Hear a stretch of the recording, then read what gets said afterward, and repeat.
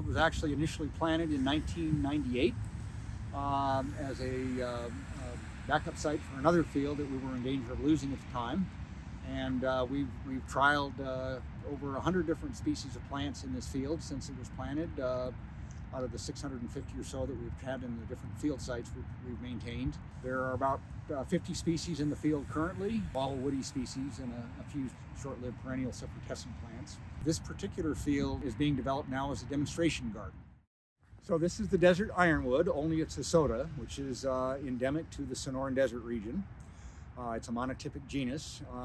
This is one of the keystone species of the Sonoran Desert and one of the longest lived plants as well in the region. Plants are thought to live up to 600 years. The wood is extremely hard and dense. In Mexico, these are being heavily over-harvested for wood carvings, also threatened by invasive buffalo grass, but the tree is still very abundant in the United States and in parts of Mexico still.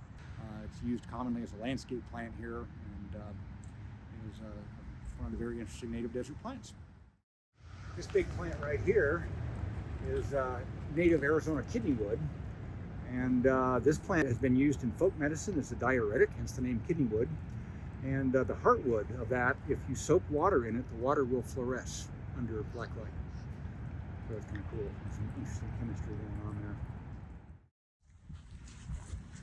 Another project we work with, this particular acacia here is Acacia angustissima.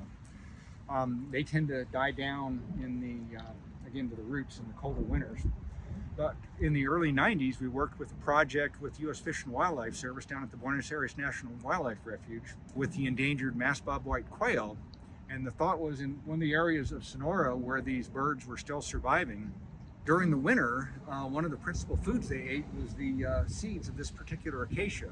It holds the pods during the winter and gradually drops the seeds, so it was a major food source when insects weren't readily available. And we grew a couple hundred of those and planted them out on the refuge there in a couple of sites. And a number of those are still alive out there. Unfortunately, the funding for that project got cut and it ended before it really got going. But it certainly showed that you could establish those plants out on the range. This is a mimosa from Argentina. These have striations down the stems, little indentations, inner ribs, just like a Mormon tea plant, a ephedra, which is a conifer. But and there are ephedras that grow in the same area, but it looks like an ephedra, except it has little puffball flowers in the summer, and it will get little tiny leaves when it's hot, when it rains. And then it has these little seed pods with this rim. The seed pod sections break off and then blow across the desert in the wind. And a couple of examples of the seeds we have here. Here's a jar of Lupinus albus. We've actually done grow outs. We had a specific project working with lupins, both some of the crop varieties as well as wild species, and did a lot of increase back in the 1990s. And then here's one of the Australian acacias, Acacia cana, which has no known commercial use, but it's an interesting landscape plant.